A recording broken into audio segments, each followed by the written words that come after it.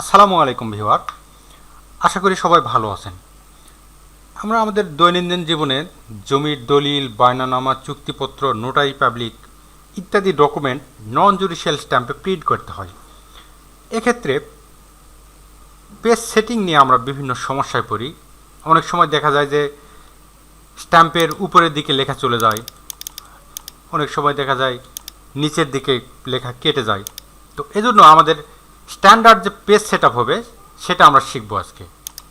তো আমরা মাইক্রোসফট একটি ওয়ার্ড ফাইল, নতুন ডকুমেন্ট আমরা ওপেন করলাম। আমরা পেজ লেআউটে যাব, সেখান থেকে আমরা পেপার সাইজ লিগ্যাল করে দেব। যাব আমরা মার্জিনে আমরা টপে 4.5, বটম 1.5, লেফট 1 ঠিক থাকবে। রাইটে আমরা 0.5 অথবা 0.7 করে পেজ ওরিয়েন্টেশন পোর্ট্রেট আমরা ওকে বাটনে প্রেস করব।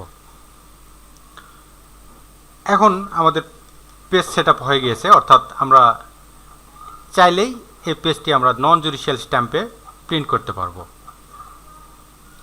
তো প্রিন্ট করার ক্ষেত্রে যে সাবধানতা অবলম্বন করতে হবে তা হলো, এখন বেশিরভাগ প্রিন্টারেই ডুপ্লেক্স প্রিন্ট হয়, অর্থাৎ এপিট ওপিট প্রিন্ট হয়।